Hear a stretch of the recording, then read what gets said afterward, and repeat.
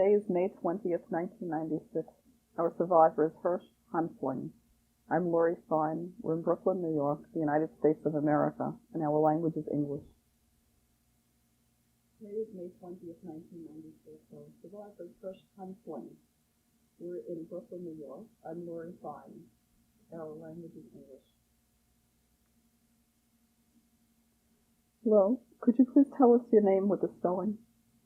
My name is Hersh, H-E-R-S-E, Hanfling, H-A-N-F-L-I-N-G. What was your name at birth? The name was it was in Hebrew Tzvi. It was Hersh, but I used to spell S-C-H, but somehow it followed. Were you known by any other names? Any nicknames? No, just Hersh. What they used to call me Hersh Halamotai. What is that? My father's name was Motai, so they called him Hersh Halamotai. Because there was a lot of Hersh. Yeah. What's your birth date? July 23rd, 1920. How old are you now? 75. Could you tell us where you were born with the spelling? I was born in Rosvado. For the spelling, I have to take a look here.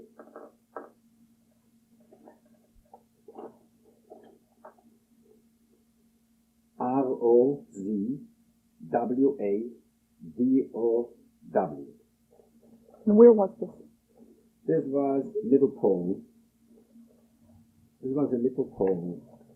In a corner, Rosvado was laying near a river Sun. And the Sun poured into the Wisla, the Weisse. That's about 14 miles by the end of the Sun. It was a corner. In the First World War, the other side Sun was Russia. And in this side Sun was Galicia. We used to call this Galicia because it belonged to Austria at that time. So it's Little Poland, and nearby Rosvado was Tarnobrzeg. In Jewish they used to call it Jiku. And the other side, in the Polish side, was not far away in Lublin. It's about 80 kilometers from Lublin, or from Reiche, in Jewish Reiche, but they call it Rzeszów. It was not far away from Lezhinsk and Tarnów, Liverpool. What did your town look like? The town, beautiful town. It was about, the population was about 3,000 Jewish people. What was the non-Jewish population? In the town, it was about, I would say, 60% Jewish. But all around was Gentile. And it was a beautiful place. It was organization, nice youth organizations. And it was prosperity in my time. It was prosperity over there. Because around Rosvado, they put up some ammunition factories in the whole area. Who built these? Poland. My time was Poland. So it came in, I know, engineers from France or from Germany. They helped out the Poles to build up ammunition factories. And it was a beautiful place. Did your house have an exact address? Yeah, it was on Ulica Pilsudski. It was Pilsudski. Pilsudski was the Prime Minister in Warsaw, in Poland. The number was 10, or I think 10. And I can't say 100%, but I think it was Pilsudski 10. What did your house look like? Do you remember? Beautiful house. I mean, a beautiful house. In Poland, it was a beautiful house. We had a store in the front. We had a kitchen, a big kitchen. We had one big room. This was the living room, and bedroom, and everything. And in the back, we had a brick together with the house. We had a sukkah. not too many people had like this. It wasn't the rich people. They were ordinary people working hard. Did you have bedrooms in this house? Yes, that was it was two beds, or a bunk bed, and a table. And this was the furniture. I mean, what kind of furniture? Yeah, we had like this. Let's see, we had the library, books, a lot of books. Because my Zayder had a lot of books. Yes. Did you have indoor plumbing? No, but we had a well pump. Not too many people had. We had water in the. We had to walk 2-3 streets to get water. But it just happened that a mechanic owned us money, and he was a schlosser, a mechanic. So he said to my father, "I'll put in a well," and the water was the best water in the street. Yes. As a matter of fact, people, if they wanted to make tea, they came over to us to take a kettle for tea. Yes. But we didn't have canalization, the water should go out. We had to catch the water, go in the backyard, and just dump it away. Do you remember anything about the Jewish community at that time? Oh, yeah. The Jewish community was very nice. It was a rabbi. What was his name? His name, the last rabbi was Naphtali. The father's name was Ephraim. What was the last name? The last Horvitz. And they are from the family Horvitz, from the Ropshitzer family. It's famous family rabbis. The first rabbi was the Naphtali Horvitz. He was not in Roswell, but he had two sons. One son, his name was Rab Lezer. He was in Egypt. And the other son was Rab Moshe. And the other son, he had a son, Rab Lezer. Then Rab Lezer had Rab Meir in Egypt. And Rab Meir had a brother, Rab Moshe Horvitz. He was the first rabbi in Roswell. And he died, I got written down, but I can't remember exactly the date, but I think 1894, if I'm mistaken. Then came his son, Tzvi Hersh. He took over, and he died in 1918. As a matter of fact, he died in Reiche, in Jersey. But they took him to Roswell because his father was laying over there. And then after him came Rabbi Foyn. Him I knew. He died about 1930. And when he died, his son took it over. His son was Rab Natule, and he had a brother, Rab Moshe. They both were in the city. The Rab Natule was the rabbi, and Rab Moshe, the brother, he was also, but not the official rabbi in the Torah. This was the Rebbe. Then was Shoftim. There was a lot of organizations. It was Mizrahi. It was Aguda.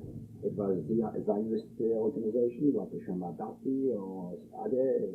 It was a nice, and it was Abbas Yaakov, and it was Cheder.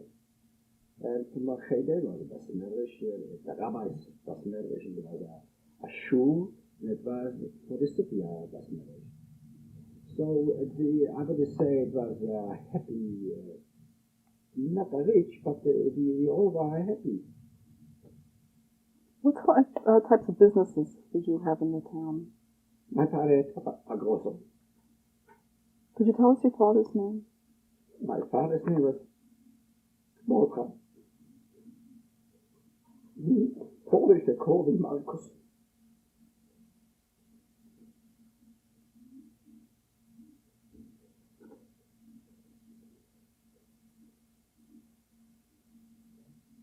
This was my father. What do you remember about your father? My father, I remember, like a father. He did everything fast. You had a store. People came in. And a lot of people took on credit. He didn't hesitate. He If you didn't have the money, pay me another time. What did you sell in the store? They used to call us in Polish mieszana, but this is everything, like a grocery. We had everything, we had groceries, and we had like candy, chocolate, and all these things too. Could you tell us about your mother?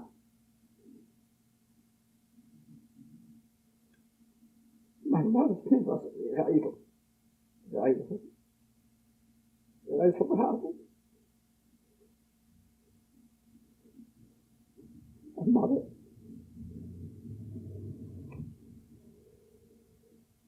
Well, like a mother, what can I tell you about a mother? Kind, took care of the kids. When it came Mark Day, was Tuesday, was Mark Day, she had to stay in the store, helping out. So Shabbos she baked. We had like a big kitchen with her own special Thursday night. She baked cookies and she baked challah and prepared for the kids. What was your mother's maiden name? My mother's maiden name was Goldreich. What other Shabbos preparations did she make? Shabbos was like a king table. She made fish and several with eggs and gallier and meat, chicken, mostly chicken, but it was meat for Shabbos. And compote, they used to call this. And I was a fight all the time with my brother. My brother takes 4 plums, and I have to take 3. Why he takes it? Yeah, sure.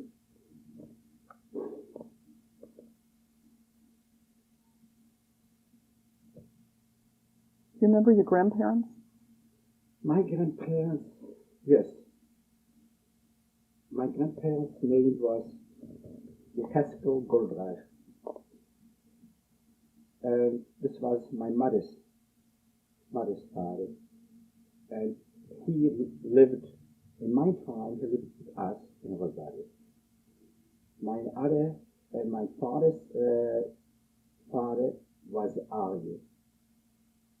They used to call him in Jewish life, Arye Hanfling. And he didn't live with us, he lived in the city Zadifus. He might be born in someplace else, he might be born in Zakiko, but he married to Zadifus. And he lived over there, but he came to our city every year to the Rebbe. He was a cousin. Because our family was Hasidim.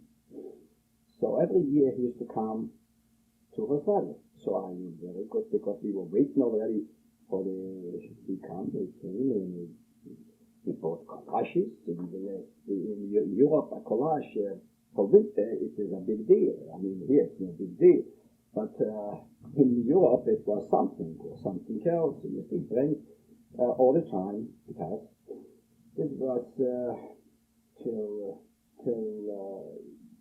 this again twice. He used to come twice during the year. He came for Rosh Hashanah and Kippur to the old Rebbe, but then the old Rebbe died, so he just came to a time to this Rebbe just for Shavuos, because Shavuos is 10 days in Sidon. 10 days at the 10 days in Sidon is the Yuletide. You know, the year when he died, the old Rebbe, the Ramushal, he used to come only for Shavuos, right? And this was the only one time he came the last year. As a matter of fact, I don't know if I should mention this even, about 2 years before he died, my Zaydi, so he said to my father, I would like to wait at the cemetery. And good enough, 2 years later, when he came to the Yuletide, he came home, he got a stroke, he was there 2 days, and he's buried over there on the same cemetery. Yeah. Could you tell us about your brothers and sisters? My brothers and sisters,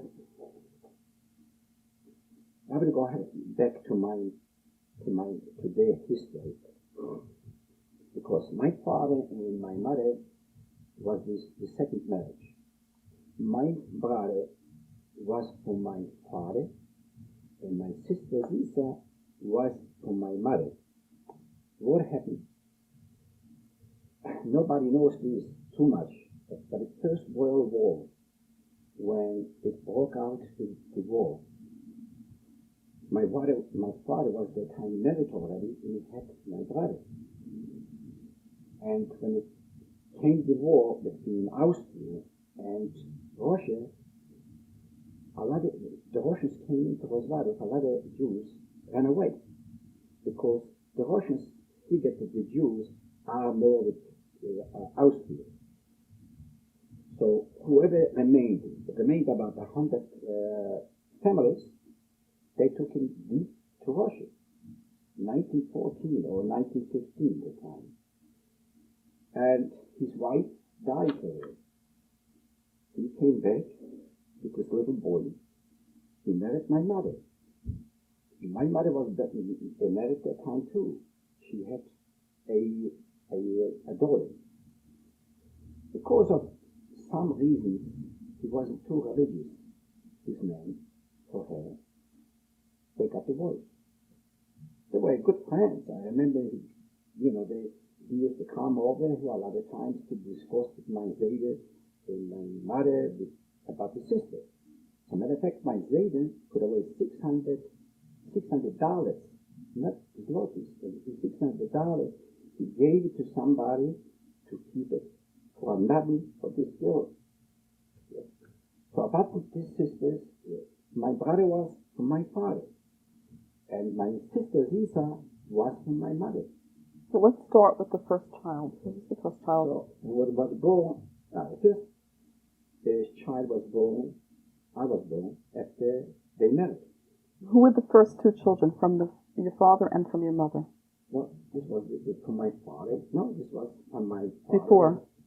This Moshe Yaakov Hanfling. Moshe Yaakov.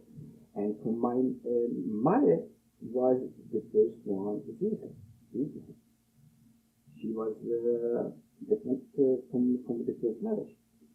Then when they married, when my father came back from Russia in 1918, he came back from Russia because it was after the war. So they got married, and I was born, and then two other sisters. What are their names? Their name was Zlata Klinik. She was born in 1925, I guess so. And the younger one is Hannah Rokel. She was born 1923. No, that's the first one. Zlata was born 1923. And Hannah Rokel was born 1925. What was a typical day like for you? For me, growing up, I was a kid. I went to school. What school? The public school. I went to about 4 or 5 grades. And then, in that time, I used to wear like a Hasidic pants and different clothes. And usually the Hasidim took out the kids when they get 10, 11 years old. They took out the kids. And they went to Cheder. And from the Cheder, they got older. They went to Yeshiva. So what my job was just to go to school. And after school, the school was till 1 o'clock. After school, I had to go to Cheder. Because we at Cheder, we started 3 years old. The public school, we started when we were 6 years old. So we had a full day's work. And in addition to this, when I came home, I had to help something too. What would you do to help? A lot of things. They used to send me, let's see, to the mill. We needed some flour. So I had to go to the mill to send a bag with flour or rice or something. I had to go pick up my wholesale something. They send me around. I had to take it out the garbage from the house too. Yes, and I was the mechanic in the house because my brother, he used to stay in the stove all the time. Did you have any free time? Free time? Never. Never. If I had any free time, I tried to do something and around the boys. ran around, play soccer, or go to the sun swimming. And I had to be careful too. My father didn't like this. I should go swimming to the sun because they knew already the girls and boys over there. And we had to make sure we're going over there with a special place where the boys went. Yeah. And my sisters went to Besianko. Yeah. Do you remember what Pesach was like in your home? Oh. Pesach, it was like a king at the table. And before Pesach, I would say before Pesach, it was so much work. How much work you did, it wasn't enough.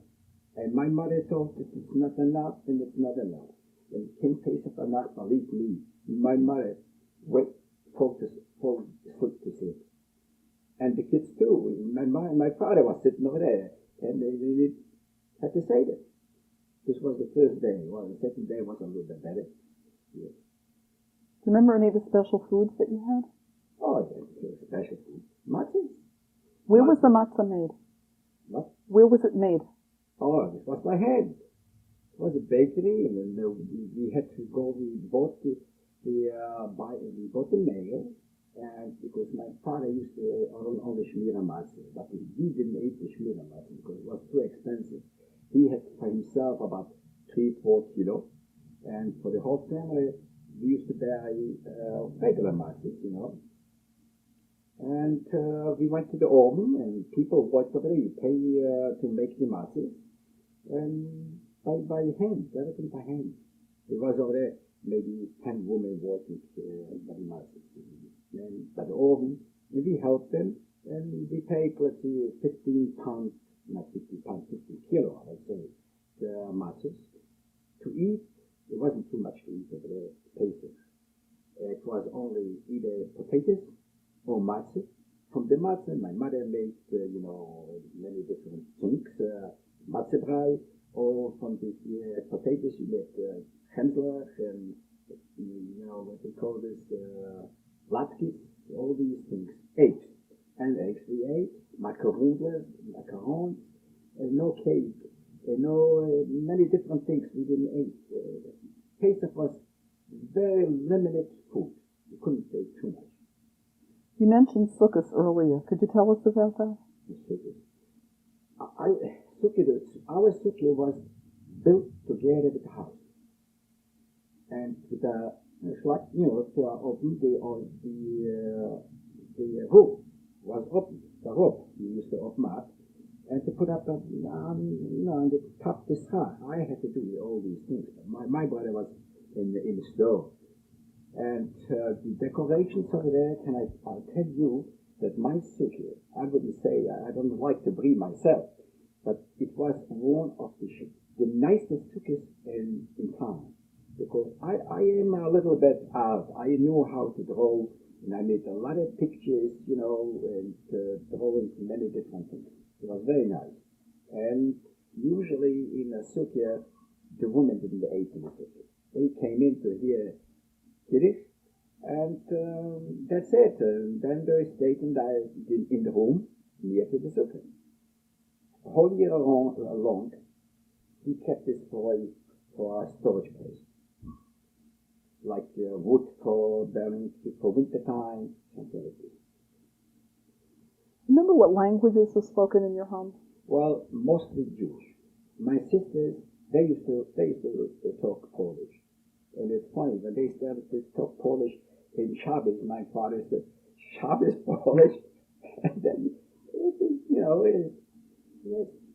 not only this. I used to learn myself. Go with a bicycle. How I didn't have a bicycle. All the people who came in to buy, a lot of Polish people, they had bicycles. They put the bicycle outside, and I started by myself to go with this bicycle. My sisters, they saw I do, so they want also to do it. Some people reported this to my father. My father started to scream. Girls with a bicycle? What they're going to say to people? Girls with a bicycle? That's the way the lifestyle was like this. Very religious people.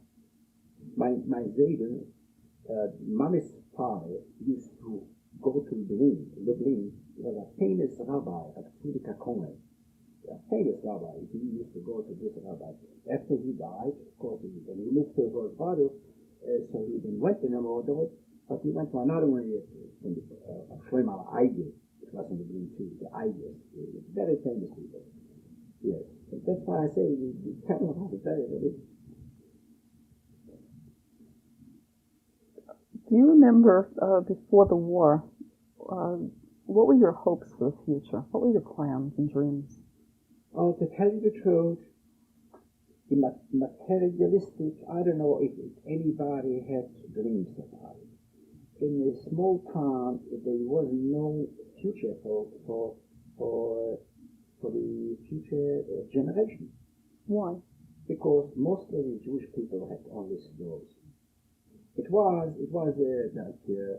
tailors, shoemakers, nobody tailors in Nina City, right?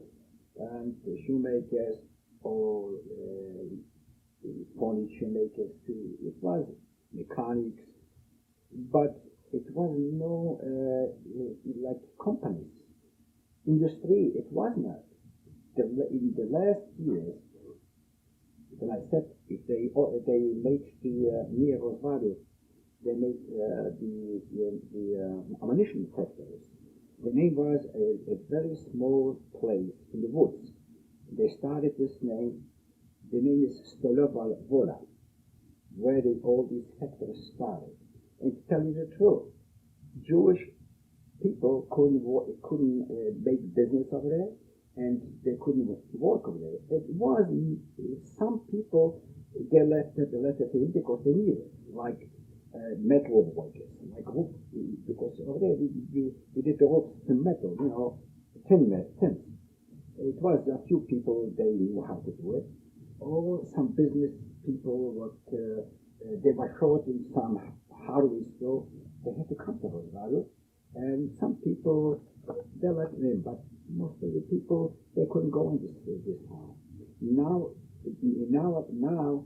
they don't mention even Rosvado, because Stolova is a tremendous city. Rosvado is now like a small town. Nothing. The station, yeah, we got a station over there, a very big station, a railroad station. It's a big one. I mean, when they used to go from Lublin to Lemberg, they had to stop a couple hours in Rosvado. So a future for the young people, it was. Yeah, some people went away to study, some in France, some people went away to Krakow, and they tried to keep this family together. Like my brother. My brother got married, and he went to Barno. It's about 50 or 60 kilometers from Rosvado. So he took the last child, because the sisters went to France, and he had a business, he had a store, and over there. This is the end of our tape.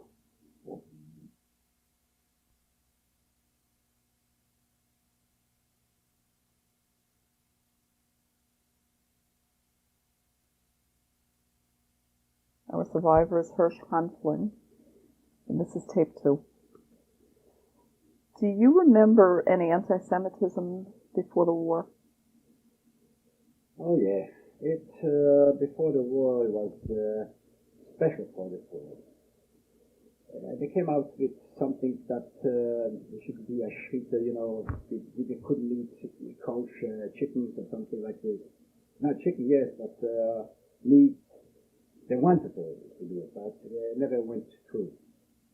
It was a prime minister at that time, I can't remember, it came out with things like this, Sweder Svego, in Polish means everybody should buy by his own people. It means the Poles shouldn't buy by Jews, they should go to the Polish stores. But a lot of them, they didn't pay attention to this. I know in our store, became the same thing. Anti-Semitism, well, we had fights, so let's see, when we went to school, usually this is no big deal because we thought this is normal. Even if it was fight between Jews and Poles, but we thought this is normal. Yeah. Do you remember any pogroms? Pogroms, I don't remember. I don't remember. It was not in my time.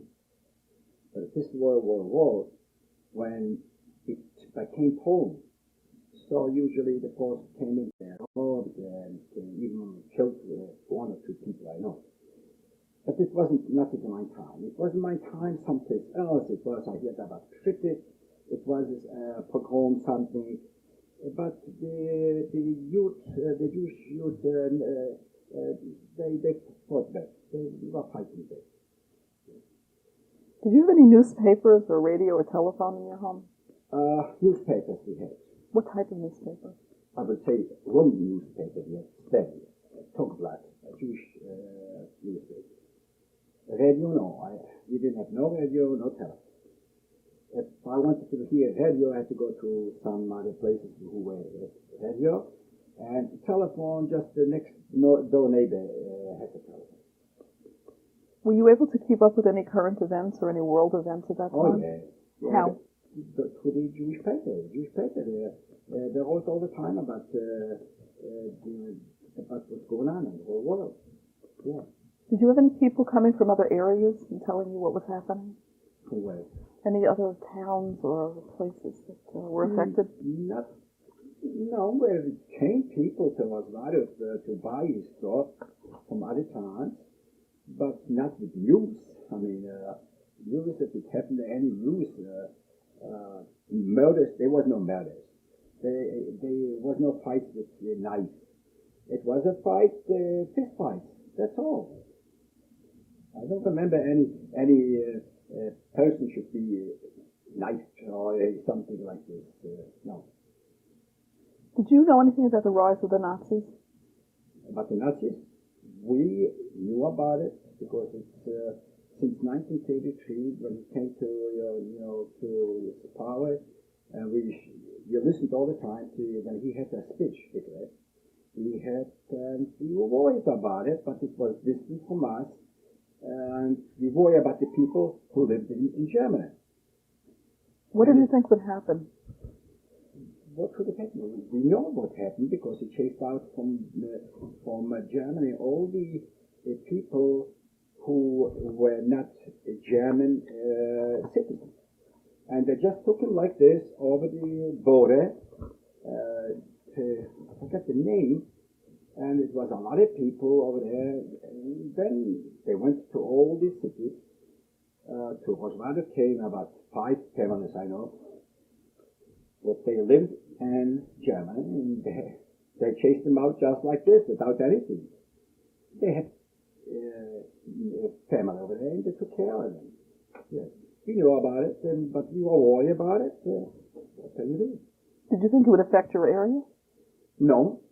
That time, we didn't think about it. No. What do you remember about September 1st, 1939?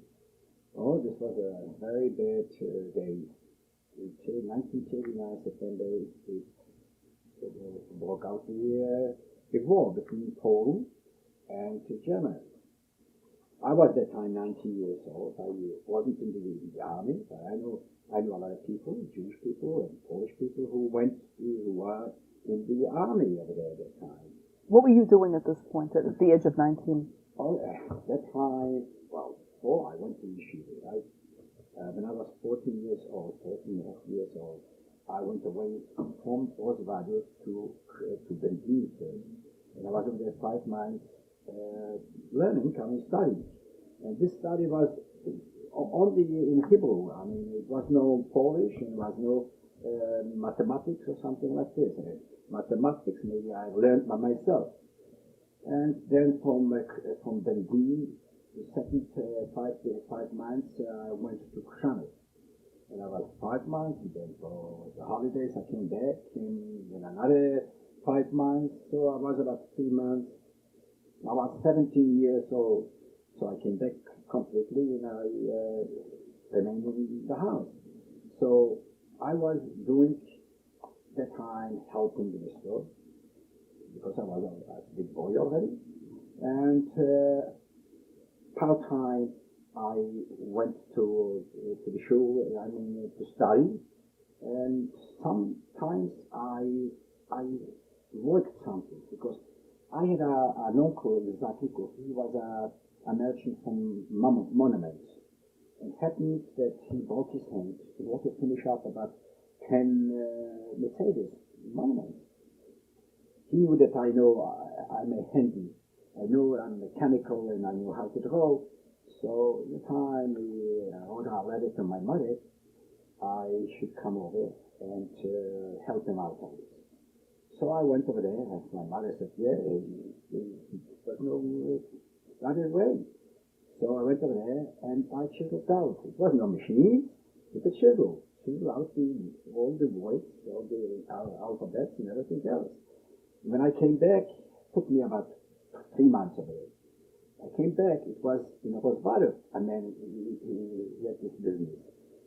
So he asked me to do his father's business, and I did it. So from time to time, I did something, I made up. And it's not the money, but I did a favor, more favors. They paid me for it. So I was that time, I would say, like a student. Not a student, I was learning myself with a friend and helping in the house. And then it came the war. It took about 2 weeks. Rosh Hashanah, the date I don't know exactly, but it was a day before Rosh Hashanah. They came in. And everybody went hiding. You didn't see Jews in the street. And when more soldiers came in, they started already to grab the boys, mostly Jewish boys, to clean up the mess because they bombarded the station. When the war started, they were throwing bombs. They were careful not to spoil anything, not to stir the water, not Rosvado, in the station even. Only on the trucks they threw bombs, big bombs. A couple houses, private houses, got damaged. So we had to grab that, clean up over there, clean up the horses, they had horses, and clean up here, And this was till, I would say, another 2 weeks till Sukkot it was. It was the date when they chased us out. So all of a sudden, the SS came around, all in the whole city, to us. It came out with the gun, out. We didn't know what it means. Raus, what are they going to do? So they chased us out into the marketplace, And over there, all the Jews were standing, about a half an hour. It took us a march all the way to the sun. There's a small place over there, Brandwitze. They used to call it Road Brandwitze, But it took us all to the water over there. We didn't have not other things. Who was taken? The Germans. Who took you? Who were you with? I was with my father, mother, Zlatan, and Hani, because my brother was married to her at the time. Children. We didn't have anything. Not even a shirt. Not even the chain for my mother in the ring, gold, because we put it on the oven. When the Germans came in, they said, put it over there.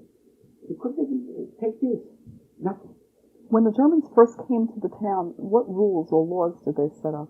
Well, they started to, the rules was, when a store had merchandise, clothes or something like this, they went right away inside and took it away altogether. So it wasn't too much merchandise left. Not only the Germans. To tell you the truth, some Poles ran around and took it also. Okay? So, this time, my mother, my father, the sisters, to the sun. By the sun, everybody was swimming by the river. It was the bridge, it was a big bridge over there. and the bridge was broken because they bombarded the bridge. You couldn't go over there. It was a train, they used to call it, like a boat. A small boat could have maybe 7 or 10 people on the boat. And 2 kayaks. A kayak means, you know, the small, what they go on the water. 2, 3 people can go on this thing.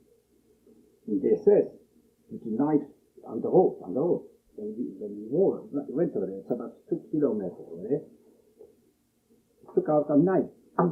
Up fast, you know, and believe me, the Poles were standing and laughing. Yes, that's the way it was. I have to tell you this. Do you know any of these people who were laughing? I knew from the Rosmado faces, I didn't know the names. And we came over there, and he said to us, if you're not going to be on the other side till 6 o'clock, for instance, we're chasing the water, he said. How far a trip was this? What was the sun was a big river.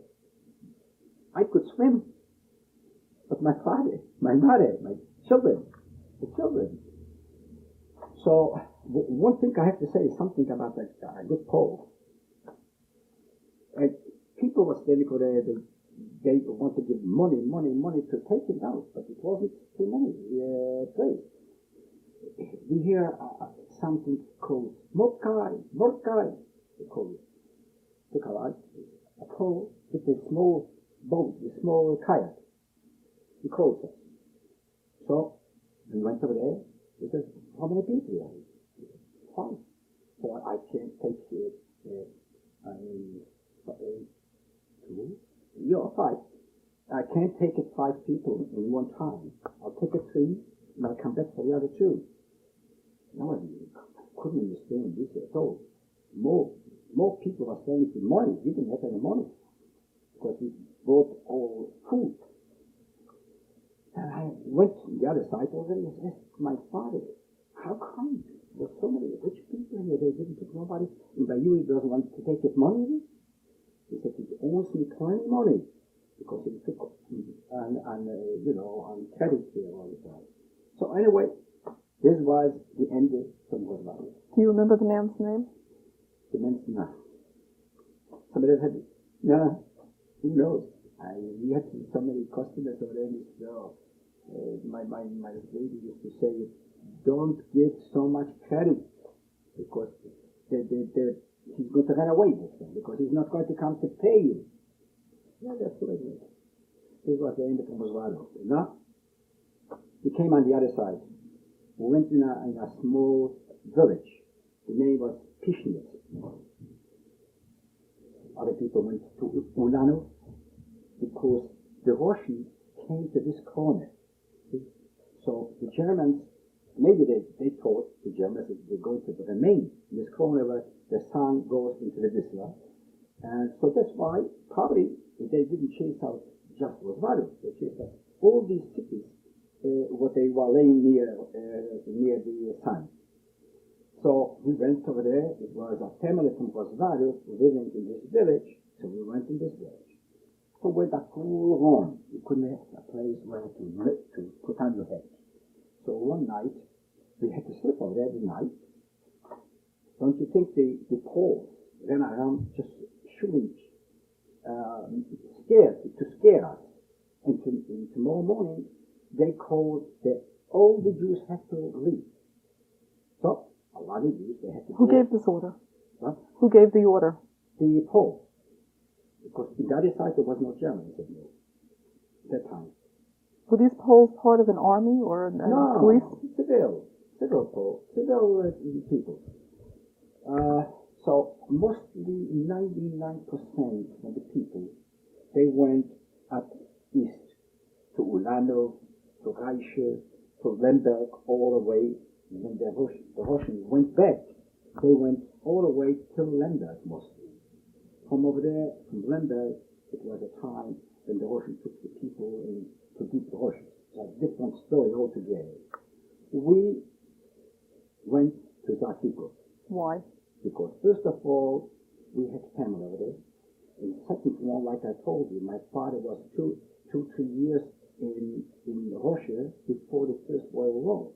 His wife died of it. So he said, I got enough Russians. What they're going to do to me? They're going to take me to work? So I'm going to work. Because the Germans already started to be in that. So we went walking to Zakiko. It was about 18 miles, 18 kilometers. So this is the end from Roswell. We came to Zakiko. Was the whole town empty? Oh, the town, I'll tell you, was bombarded, burnt down 80% the city. 80%. What happened to the non-Jews of the area? The non-Jews, mostly the non-Jews, they lived all around the city. So I would say it got damaged by the houses too. Because it was Gentile too. The Poles were living in the city all a little bit. It was a reason, they said it was a reason. Why? Because there was a lot of Polish military people in the woods. And some guy just with a plain gun just showed up to an airplane. And then they came back and they burned down the city. Okay, so we went to the city. Over there, we had tents.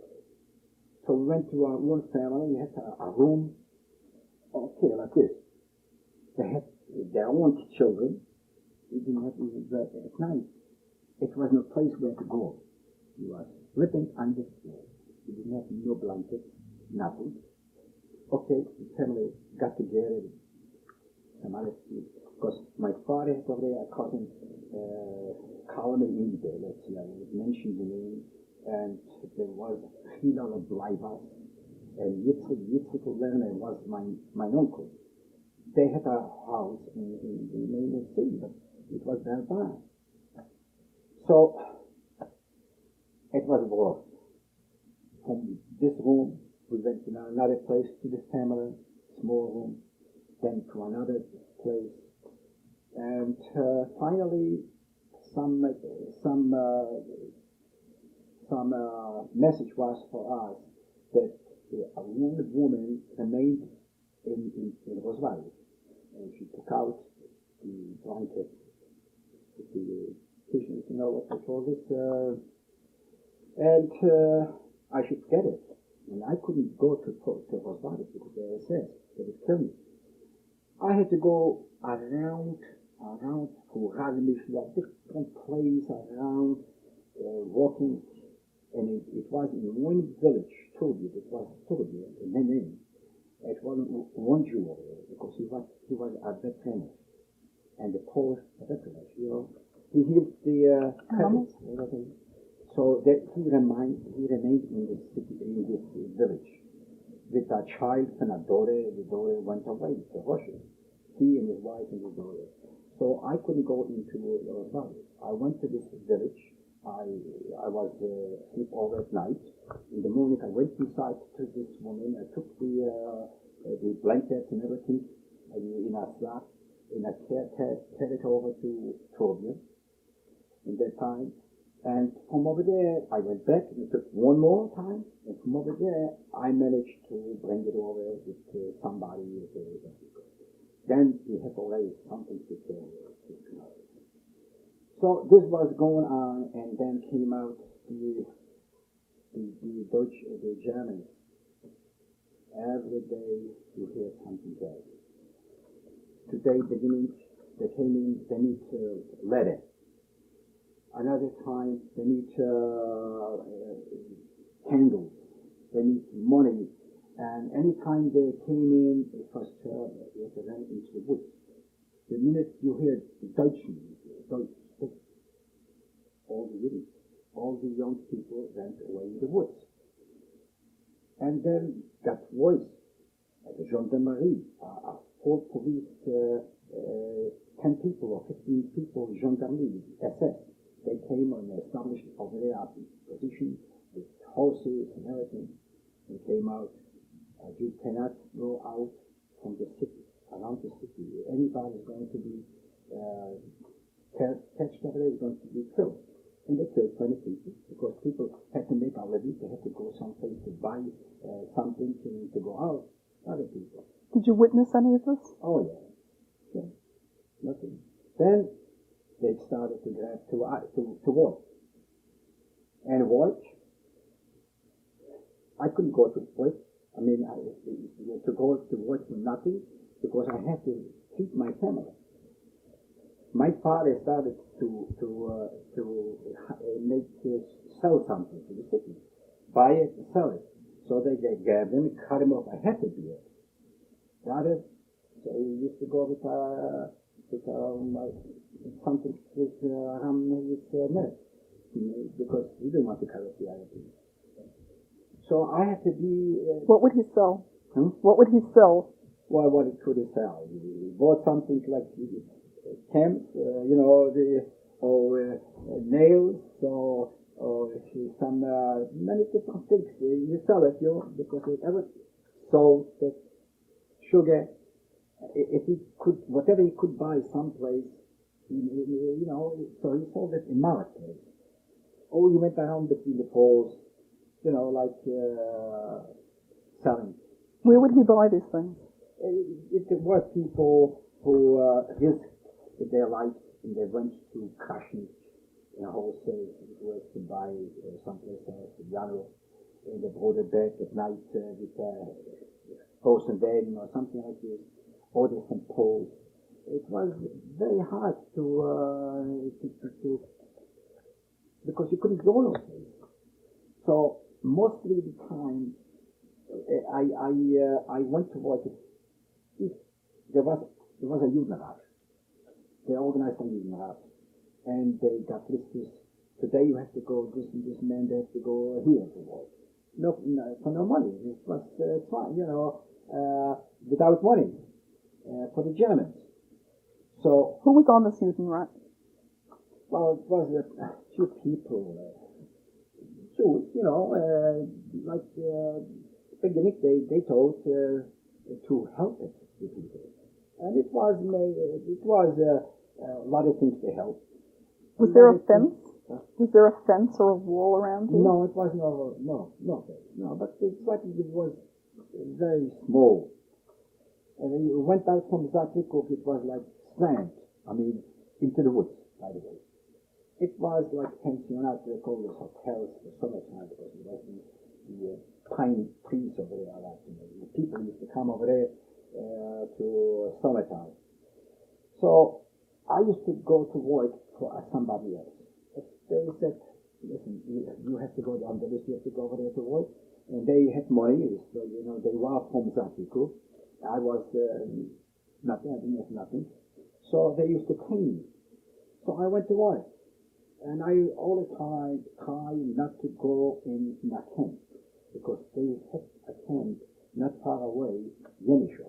What they lived over there for 3 months, 4 months, but whoever survived 3 months is survived 4 months. We couldn't survive over there 3 months because they were working by the Visla in the water over there to drain the water, something like this. I was grabbed one time to go over there. But I ran away. I know. Who grabbed you? They had police over, the Jewish police. Do they have any special uniforms? Yeah. They went special uniforms. What they look like? Like policemen. Yeah. And today, beginning, of course, they thought good. And it came out that they worked for the Germans. They didn't realize, okay, a lot of things they did good. I mean, they saved people and all of these things. But we cannot judge nobody, especially, I'll tell you something, that people who never was over there, they cannot judge not the people at all. Because you cannot say he's right or he's wrong. He wasn't over there. There's a very hard thing to judge this. So even I was over there, and maybe they hit me over there sometimes, or they grabbed me to work. I can't judge them. This is a history, whatever they want to do. Yeah. Do you remember if Shabbos was any different once you had reached the ghetto? Had your life changed that way? Oh, sure. Shabbos was still Shabbos, you know. We get together, we had a soda, the same thing like, you know, of course we didn't have the food like this. What type of food did you now have? And food in the house over there was, the main thing was bread and potatoes. This was the only one thing. And if you had a piece of meat or a piece of head for meat or something, it was a bit too. Now, if something happened to me during the time that happened to me, like to go from hell to Gan Eden. It happened one time when they told somebody to go to watch the train.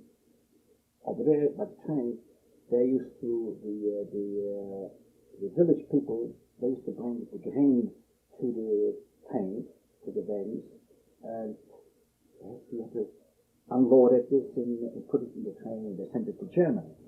So when they asked me to go for him, I went over there.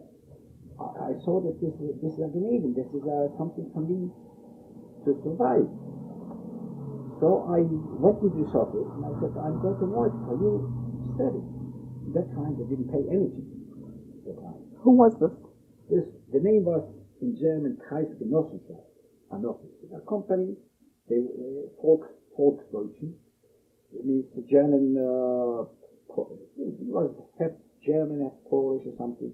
They had this office, and all these villages came to the horse and wagon with the grain, and it was working. Two not married, one me and another, Bert Husman was his name, and another two people, they married one. So they used to go home usually to sleep, and we sometimes remained in the office, because the office was by a man. He had a barn with hay, straw, so we used to slip about all the time. So I walked over there, and one time. It's the end of our tape. Okay.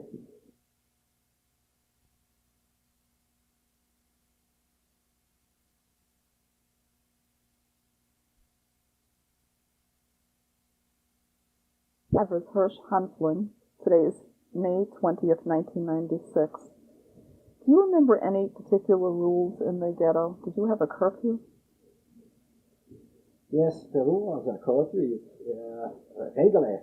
The whole time was a curfew. You couldn't go after 7 o'clock at night or 6 o'clock at night. I don't remember exactly. But a specific curfew was when it was Tuesday, I think. I don't know, Mark Day, when all from the villages came to sell eggs and grain or butter or something like that.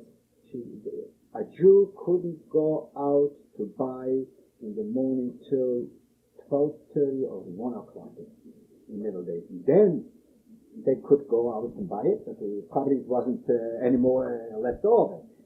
This was the curfew in the ghetto.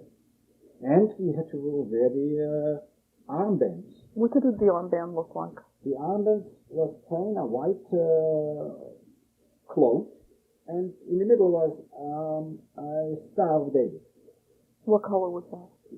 Well, the Star of David, anything. I mean, it could be a blue or whatever it is. Were you able to get any kosher food at this time? Kosher food, it had to be in secret. If you take a chicken and you went to a shochet, it had to be secret, because otherwise they would kill it. And how many kosher food do you need it? I mean, just for Shabbos. Regular, we didn't eat any meat or chickens or something like this. So it was hard, but for Shabbos somehow managed something. Did you have any classes? No classes. And what about time for davening? Was that davening had to be a secret. In somebody's room, or it was no shul, because the shul was taken out by the Germans. They had storage over there, and we couldn't get it together someplace. It had to be everything a secret. Do you remember if anybody got married? Married, yeah, somebody got married. As a matter of fact, this I will mention later on. Girl got married with, she was 18 years old, and she got married to one of my brothers. And this I'll mention later. Do you remember if there were any bar mitzvahs while you were still there? When they got married, it wasn't a party, it wasn't a music. They went to a rabbi and got certification, that's it. Aber bar mitzvahs, no, because in Europe, in general, they didn't make no big deal out of it. When I became bar mitzvah, my Zayde pitched me a speech, from the Torah, and I went in the shul with a bottle of vodka and cake, and I had cigarettes to give out for the boys. And no all these things wasn't going on by us. We didn't make no big deal out of it. Was smoking common? Smoking? Only when bar mitzvah was. That time they gave to the boy, he can smoke. Otherwise a boy didn't smoke. Maybe they got older, yes. How long did you stay in the ghetto? Well, first of all, I want to tell about the Kreisgenossenschafft. When I worked over there, this was for me like in Reagan, like I said. Why? Because I could fill up my pockets with grain, and with the grain, my sister bought me some in a pot something to eat, and I filled it up. And this had to be in the secret, not in the secret. You couldn't make it a secret, but you have to watch not to be catched. I remember one time a girl went behind the train where we put in potatoes into the vans, We put it in the cars, and usually we throw out a couple potatoes to the other side. And by the train, it was police, ban police, that means from the train was special police. And one guy, one policeman from the Germans, catched a girl. A girl could be maybe 10 years old, 9 years old. She took the potatoes, and she wanted to go home a different way, and he had a dog, a mouse dog, and he let her go to this girl. He put down clothes, naked, this girl, in better too. And she went home. That's what happened if you left glass. You took chances. I mean, if they're going to kill me, they're going to kill me. So what can you do? You need to eat. So luckily, I had a nice guy I used to work with him. Matter of fact, this Polak fixed up my uncle's house, so I had helped him out. And so the grain, what I put together, was 50 kilo, let's see. He gave it to him. He went to the mill because I still couldn't go and make the flour of it. So he made it to flour and took it home. And my mother used to bake 8 bread from this one. For every day I bread, one was, reserve one bread. This was good for us. This was like newborn. Otherwise, we would starve. Did anyone else ever show you any kindness? Any kindness? From the Jews, everybody was kind. We are all in trouble, in the same trouble. So everybody was kind. And kindness, what can I tell you, was special? Our family. The family. One used to deal with wood, like, the wombat. So wood time, he used to bring us wood to make a feed, and to many different things. This family helped us a lot.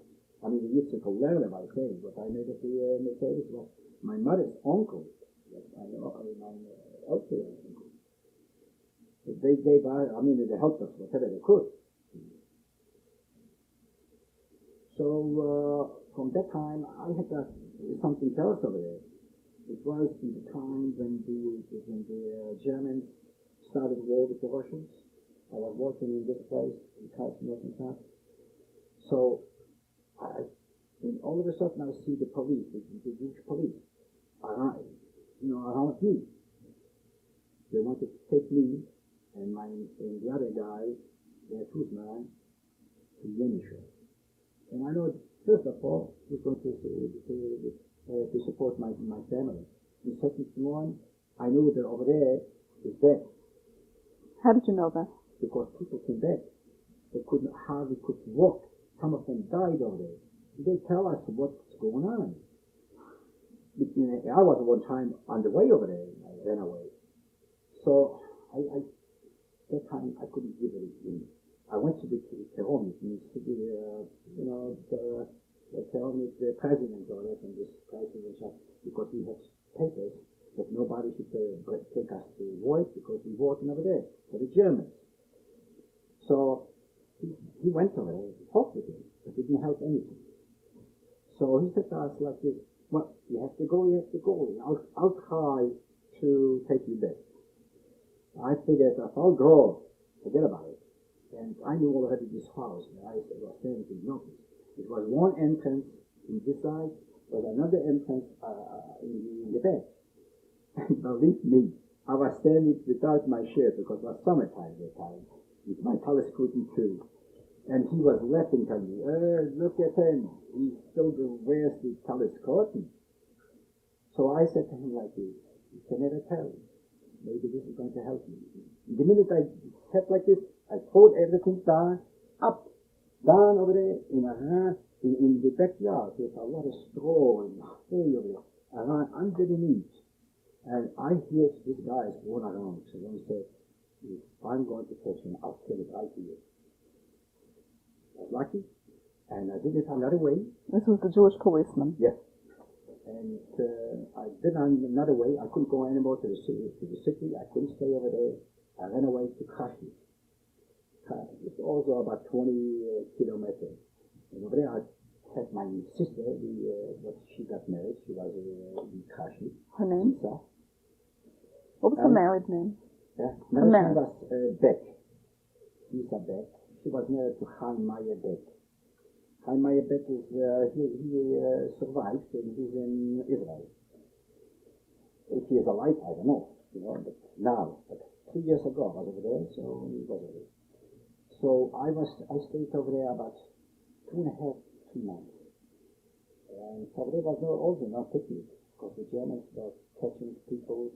In that time it was very bad because they took away people from Satikov. One time I transported some 300 people and nobody knew where they went. One time. I forgot to mention this. Okay, so then I got a letter from my parents that okay, you can come home. So when I came home, so I went back to this Kaiser and after there, and I started to work again over there. And then this was one time, was the time, at the date I can't remember exactly. Yeah, this Tzvi Hersh. I'll say it in Jewish because I got it written down. I haven't got the paper with me. So this was 1940? This was 1942 already. 1942. And I was working at that time, and I'll go back a little bit before this time. It came out an order from the Germans about 2 weeks before cities. Came out an order. All these cities where they got the Jews, they should go in 2 cities, or in Zagikov and in Klausier. Zagikov and Klausier. And whoever is not going to be there, 3 days, everybody has to leave. All these cities and come into this is going to be like a Juden ghetto or a Juden Stadt, whatever they want to call this. So they started to come a lot of people. They came from Rosvado, so they lived in the inner north. So they came to Zakiko. They had to have a place there to so we had a room like this, let's say, okay? We came in about 12 people, addition to us, and they had to sleep on the floor. And it was no place for me anymore. So me and my friend, Bear Tosman, remained the last couple of weeks before the OT went. We slept over there in the office, but in Bauer. His name, the Polak's name was Lakoma. So we slept over there. A lot of times he knew about it, other times not. I forgot to mention before something too. I'm going to mention that in the meantime, the Germans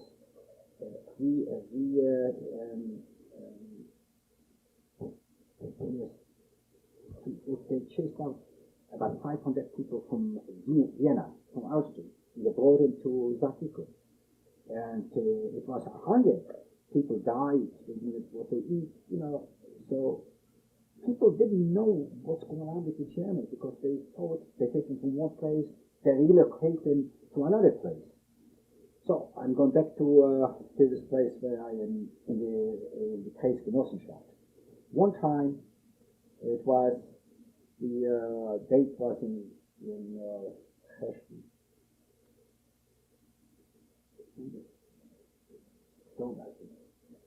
anyway, it was that we were sleeping in the barn, me and my friend. So we had gunshots all over, machine gun all over, 12 o'clock at night. Who did you think was shooting? We didn't know. Probably we figured the Germans want something or what, I don't know.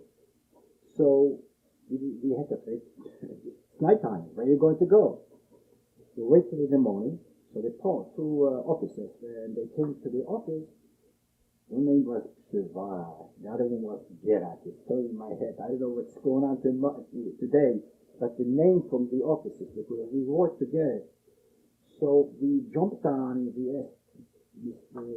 Pani, like sir, Tzvi, what's going on over there? Oh, Mr. Ucheboga ran away. The whole city is around the SS, the Germans. And we don't know, they're killing or what. So, anyway, so me and my friend went upstairs, and the Polak from the building didn't know. We went high in the straw, and we were laying. And through the things, we could see exactly what's going on the train, because we were about, maybe 300 yards, something from the train. Well, what can I tell you? We were late, no food, nothing at all. So we figured we're going to stay at another day. We're going to see what's going on, and worst comes to worst. At night time and at night, we don't know what's going on. But sitting like this, we looked out about 1 o'clock. You see, marching to the train. Everybody's got something, packet, marching to the train. They're standing alongside the train. And they're sitting, they're staying. 1 o'clock. And believe me, look at this. We didn't know what's going on. I fall asleep. And what I'm telling you now, the whole history is in my brain. 6 o'clock at night. So they had to leave all the things over there, push them into the train like the herring, with the guns. As in a car that could take it to 50 people, probably went inside 200 people. Half of people probably died. So here, in about 6 o'clock, the train went. Me and my friend, What can you do? Nothing. He didn't know nothing. So I figured, let's stay right here. Okay. Where did you think those people were going? I thought they went, like, they took from Austria to Zakriku, or they took to a camp someplace. So probably they take them some places to live. At that point, he didn't know anything. Killing, mass killing, he didn't know anything. So you will wait until the next day morning, and about 8 o'clock, 9 o'clock, we looked out, sunny day, beautiful day, looked out, quiet, all the whatever the people had was laying in the train, had probably the poles stalled, and I see a horse and wagon is coming, and with the Jewish police, with the wagon, and the people. We jumped down to the police over there, to the Jewish police, and we asked them, is anybody in the city? And somebody remained in the city. He said, how many people? He said, me and my friend. Come on to the wagon. Because the Germans, they worked tricky. They knew that a lot of people ran away in the woods someplace. So how to get it? So they remained over there about 200-300 people. The rest they took it away. Because you all can vote in here, you can stay here. The police can stay. You can stay here. But this one, about 300 people. So the police came over here, and we picked up all these stuff, what they left there, whatever is left over, and we went to the city, to Zakriku. And you couldn't see a German. They made us so free, you could go any place. Made special and put out an announcement in the paper that Zakriku is going to remain a ghetto. So, here. So a lot of people here, people here, I mean, so they came back from the woods, from all over, and I came over, so that's the time when they're going to make probably another person. Meantime, I went in the city, the first week I went to see my family. I came into the house. I wanted to die over there. All the food was standing at the table. Chewing stuff. And here I am myself. Nobody. And my mother used to say, what's going to be with us? It's going to be you. Why shouldn't I be with them? This was the worst time in my life. What can you do? So we got together, boys, single boys, like the Bear Kuzman, I can't remember the Ingman, there's a lot of boys. And we went to live in my father's cousin's house, Avrumala Ingbe, a big house. He had the same thing. One entrance from this side, one entrance from the other side. The other side went to the sand into the woods. And one girl was married with one boy, just like I told you. She cooked for us, and we were get it all together over there.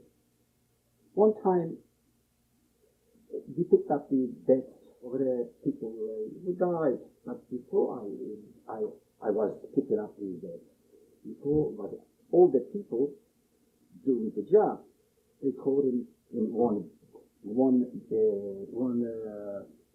drink. What do you call this? A grave, a pit? One pit. They make one pit, called in men, kids. So one time, it comes over to us, also a cousin to my father, Tzvi Hersh Hanfling.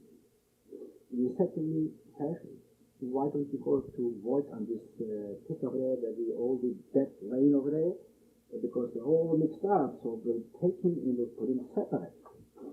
So I went over there, because he said to me, they say they killed your father. So I went over there, and you couldn't work by this dead people just like this. You have to have alcohol. You have to have vodka to wash your hands, drink, washing. The smells, you know. I did the job. I found that my father wasn't that time there. I found a cousin, Tzvi Hersh was over there. And then when I came back to the company, to my company over there, I was drunk.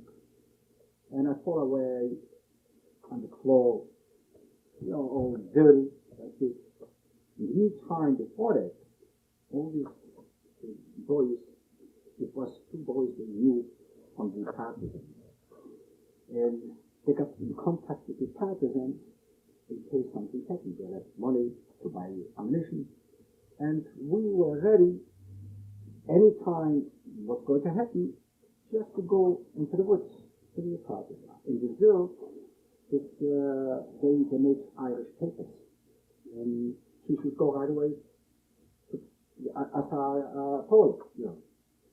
How were people able to get those false papers? Very, maybe 2-3 from Zakiko. I don't know if it was too many, no. But this guy had a teacher, and he was his friend, and so he made it something fine. Basha Heller, her name is Basha Heller, a maiden name, and I can't remember the name that she had when she got married. So, as I was laying on the floor, I got up in the morning late, about 10 o'clock or 9 o'clock, and I went outside to the well. It was a well, and I took it up and I started to wash myself. And here I was already around the set with the Polish police, not the Jewish police.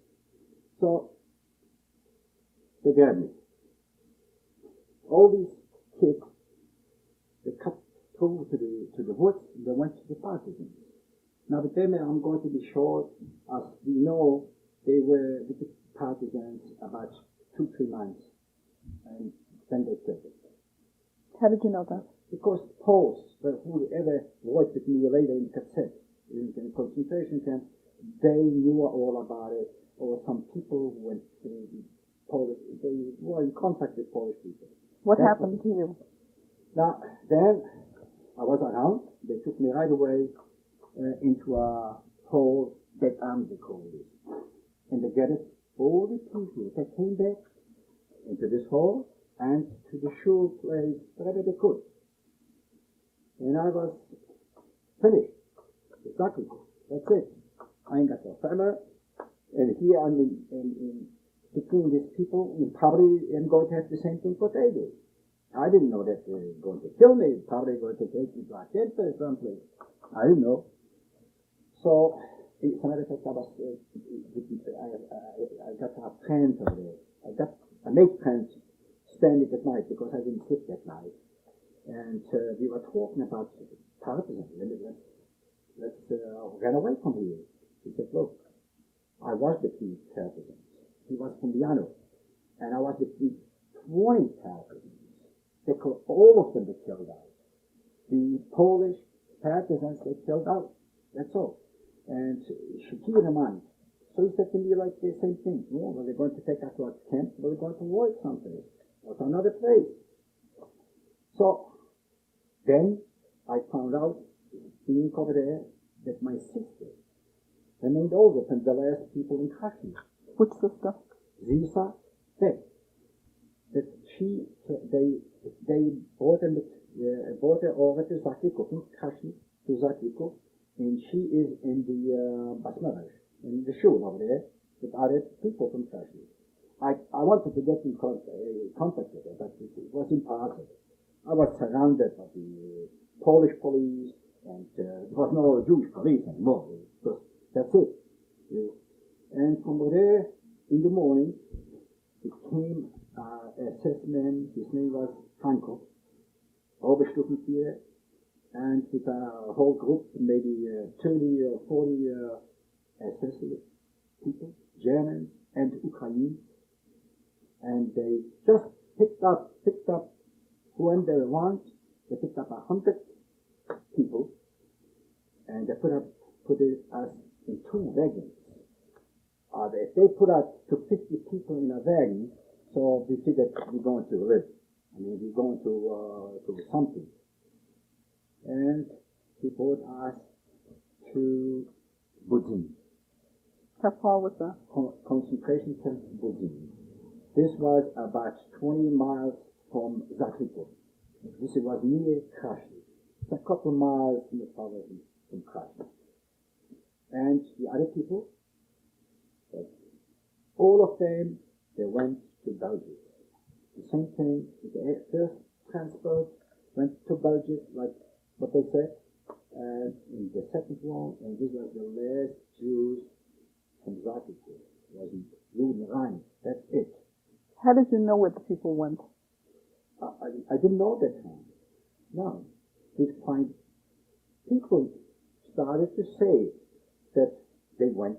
Not when I was in concentration, I didn't know. When I was liberated, we started to talk where.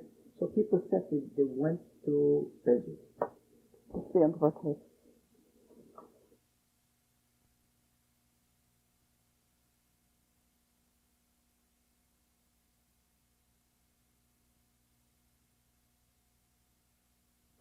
Today is May 20th, 1996, and our survivor is Hersh Hanfling. Could you tell us about the trip to this camp? Yes. November the 1st, 1942, when there was no left over anymore in Zagreb. Like I said, Franco, all the shooting here, they took me to Budin, a camp. It was a branch from Majdanek. And he just had a small speech for us. And the last thing he said to us is, you shouldn't try to live here, because ihr seid vogellos. That means you are like birds, anybody can kill you. And if you're going to remain here in Budin, you're going to work, you're going to live over the war. So we, very innocent. We thought this is it. What happened when you first got to this camp? What did it look like?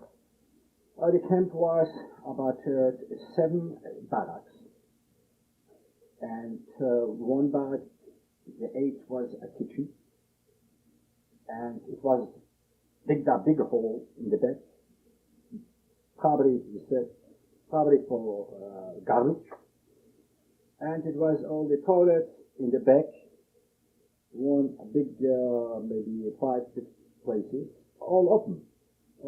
This was the toilet. A big ditch, and that's it. And around the camp was double wire. SS was in the columns, one on this side, one on that side, and special Ukraine. That was very, very tough, very bad. And beginning,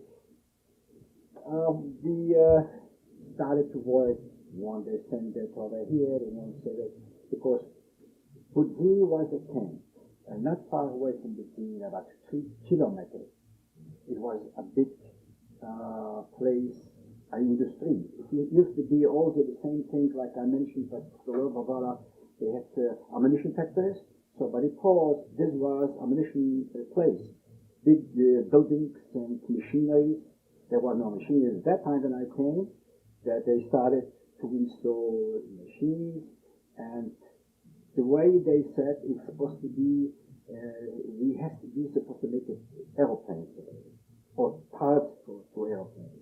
The name from the company was Henkelwerk, and the Henkelwerk was mostly in aviation, aeroplanes. So people were trained. We were putting to put this and make roads, to make piping, and all these things. Everybody was right near the camp, not far away, was a sea launch, where by the poles it was the people who worked in this place, in the factories. They lived over there. It was nice buildings, three stories, nice apartments, and then the SS took it over, and they lived over there. And so people did white construction on the buildings, helped replace many different things and finish up. So a lot of people had the families over there too, the Germans. And what was the barracks like? Barracks looks long barracks like a stable. And inside was three they call it beds, long line, and it was to three people or four people, I can't remember, and one, on bridge. Then another four, and it was three heights, bunks, one bunk, but one big stretch, then another big stretch, and the people had to sleep, at the beginning they had to sleep just on the boats. Then I think this long time later on, after November, 1943, they bought some blankets. But otherwise, it's to sleep on the boat. What did you wear? Where I came up with good stuff. I came with a good pair of shoes. I came with a good shirt, with a jacket. But during the time, I had to sell it to the Poles because it was civilian Poles working over there in the tent, in the way, what do you call it, the whole way, in the factory. So over there, it was Poles. He said, "Sell me the shoes, so I bring you bread." Okay. So the end was I had to go with a very bad pants, very bad shoes, and very bad everything. Can you tell us about the food situation? The food situation was like this.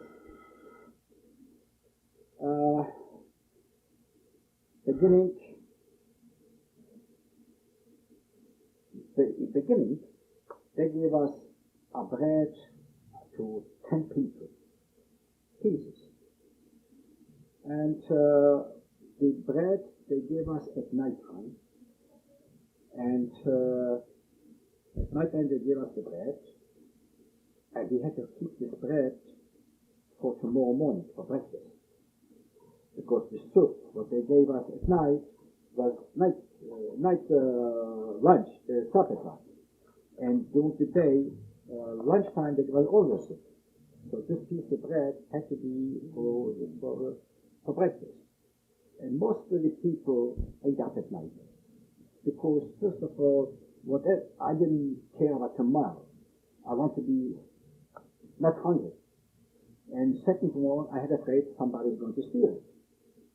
And if I'm going to put it under my head, my portion bread, I'm not going to be able to sleep anyway, because the whole night all the time I'm going to have a piece, and I wouldn't have anything. So all the time I ate up this portion. But then it came out, then the other SS came, but not the Hanko, came out because the Meister from the Werk complained that they are very weak. They can't do anything. So we said, well, we give him a breakfast. What was the breakfast? The toast and we had coffee. 5 o'clock, 4:30, 5 o'clock in the morning, they got coffee. What do you think the coffee was? Water and some grain burnt down. I never went for coffee, but the Germans, there were German people with us. They ran for coffee. I never went. I slipped another half an hour, but I never went for coffee. So when they complained about the assessment, the Oberstufenführer gave out a notice. This is an iron portion. This is an iron portion that we give it to you.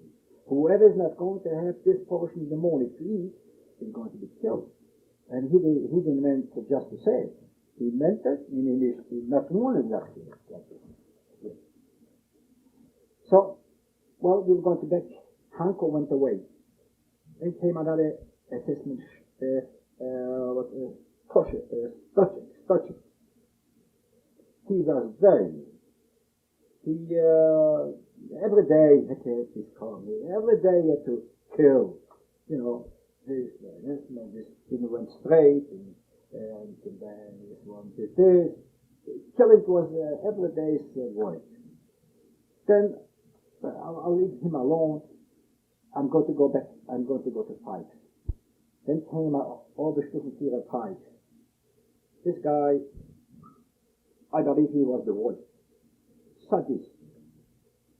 He came from many different places, but they with the building. He gave out the order with the potion. All right. One time we were walking to the factory. It was like 200 people. It was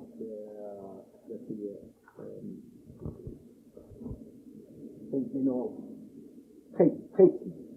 200 tradesmen. The other one was painters and different things. You know, people was just playing away.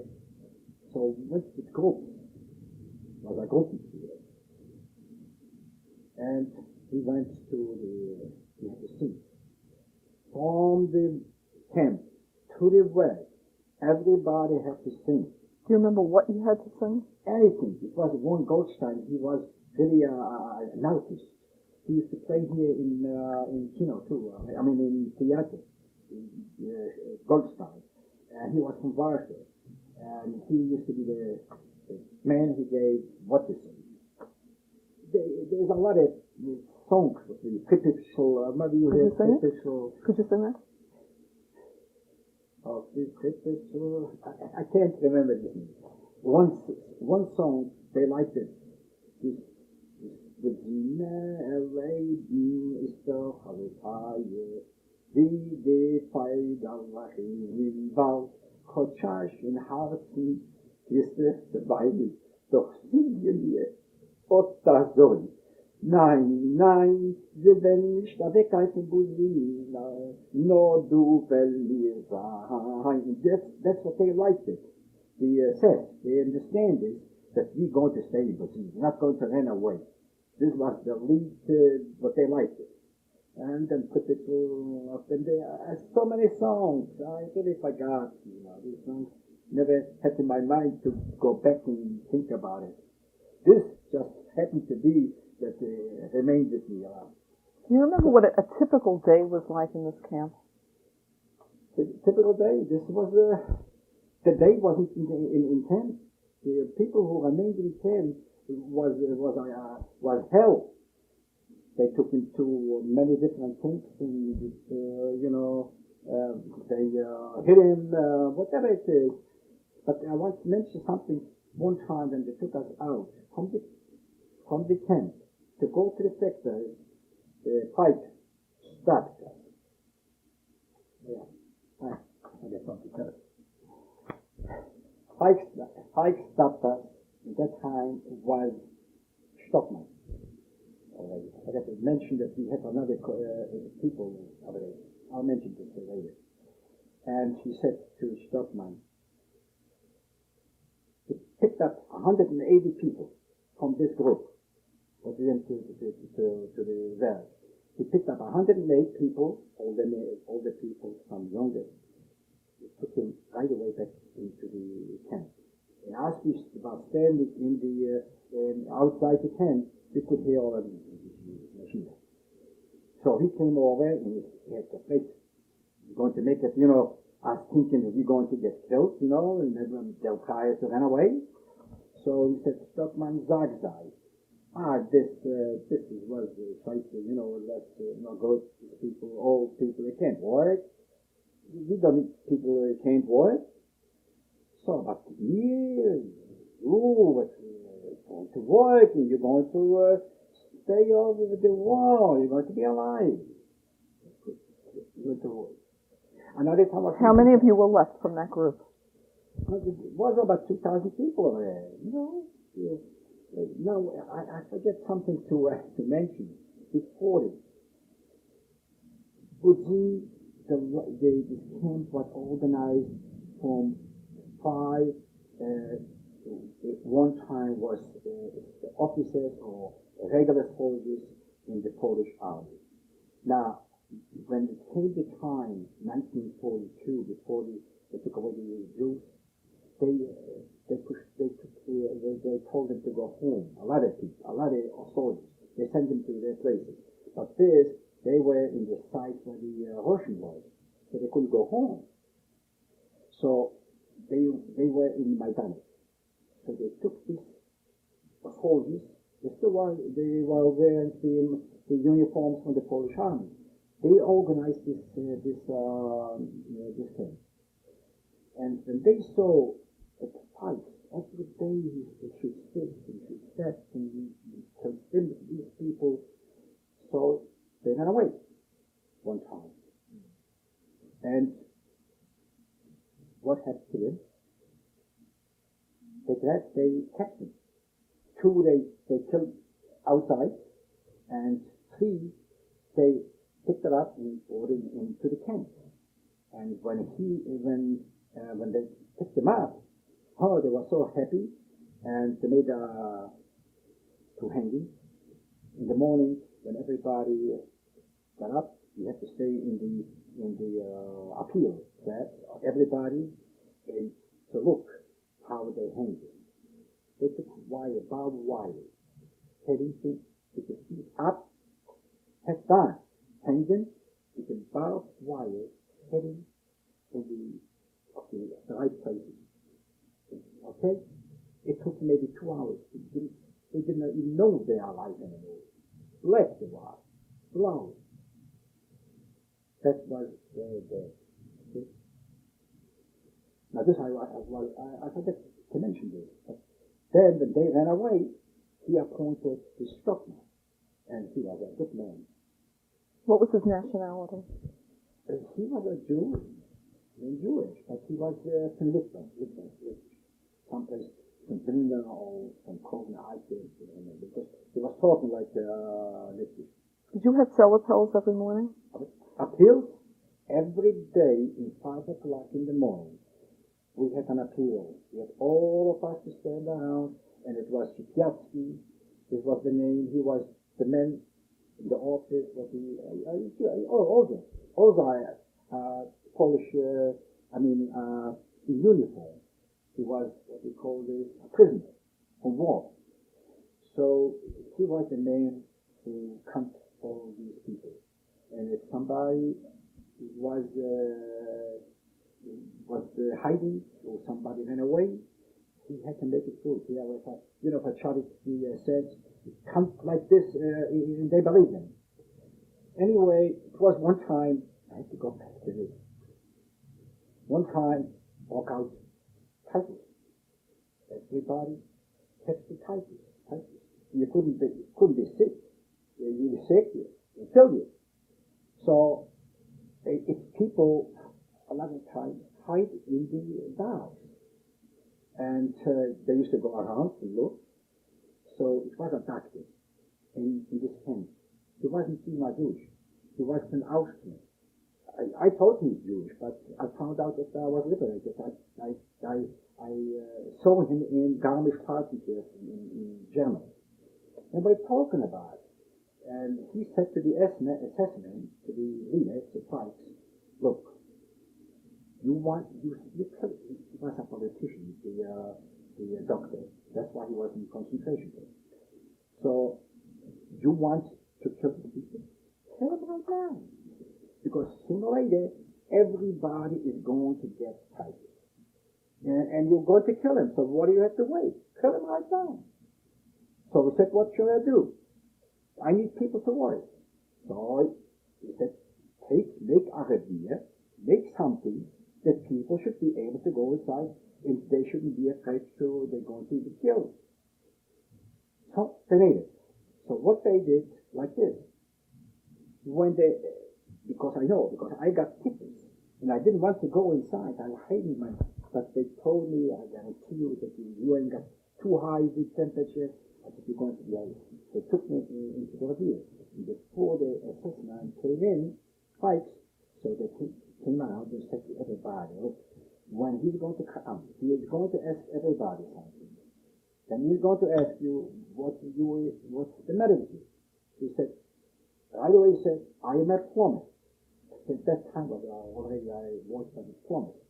I'm a rollator, the time they used to call me. Today I'm sick, tomorrow I'm going to work. And for to be able to answer him this, so let go.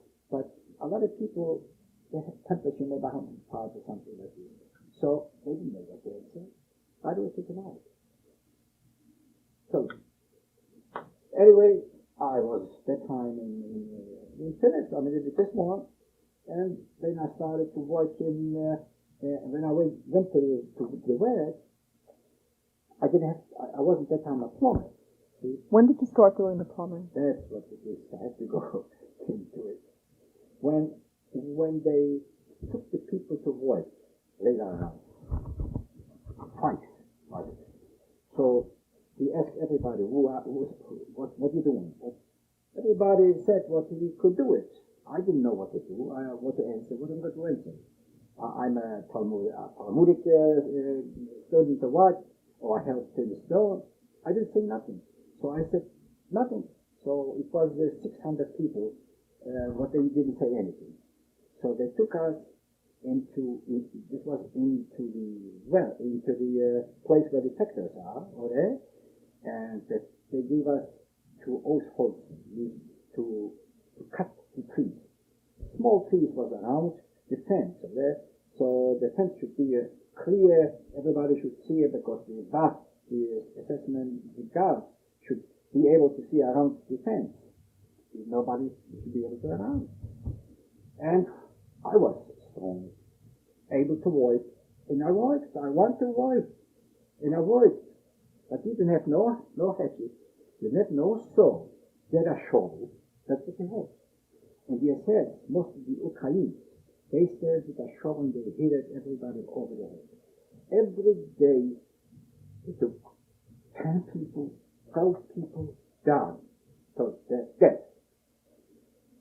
And they hit me too. And all of a sudden, after 5 days, a Polak, Meister, the Polak Meister, came over to the test. He said, ich brauche haben vor 4 gesinnte Kerl. He need to have for strong boys. I hear this, I raise my hand. So it took me another 4, and we went into our warehouse. He gave us everybody 5 pounds big henne, and a chisel, 2 chisels, big one. He took me to one hall over there, a big building, what was cement like this, foundation, and the marked cut a hole here. Nobody bothered me, and I was between the Polish people. That's the time when they even sold them the shoes and everything else. And I registered myself that I am a roller, a plumber. So we were, the minute they came to the place, to the sector, so he knows already, Shipyatsky, that I have to go up here, and I go to this building to work between the rollers. And this was, for me, Satan, I lied. So it took a couple of days. I made a hole. So I don't know for what the hole is, but I made it. Comes the Meister and measures, and it tells me a little bit more here and a little more there. So I made it. Worked the whole day. Nobody pushed me too much. And then I see it comes in a few of these water, big pipes, the shovel. Okay, so I finished. So he gave me another hole, different place. So short, I finished this hole. Then I finished this hole. He took me into the shop, and he told me to cut the pipe. Then he told me to make a thread. I was over there already, not a plumber, but a helper. Then this meister went away, a couple months, and he told, another one came, he told that I am already a plumber. So he gave me more to work, more different things. And I showed that he gave me, and I picked it up very fast. And I later on, I did it by myself. It helped us many different projects in piping. And then they gave me the whole work to maintenance men. I had to check it. And usually I came into a kitchen, even they didn't have to give it to me. I mean, one kitchen was for the Häftlinge, for the cassette people. One kitchen was for the Polish people. One kitchen was for the Germans. One the German kitchen, I didn't expect anything. But the Polish people, even I expected, maybe sometimes I could find something, a piece of bread. And even in Jewish kitchen, they didn't have. When I came in to fix up this over there, they didn't have anything. But sometimes it's pretty good. When did you leave Budzin? Oh, Budzin, I left Budzin in April 1944. And where did you go from there? From over there, I went to Budzin. I went to Mielec. And what was that like? Mielec was a different place because over there was a hectare from Anchorage, and over there went out aeroplanes. And over there I worked with parts because the full aeroplane was made someplace else. I mean, the electric and everything. They gave out every 2 days a kabluk, they used to call it, the skeleton, the whole skeleton. It came a big aeroplane, and they took the skeleton to Austria, and over there they mounted all of it. Over there was production. Over there I was already a production man in the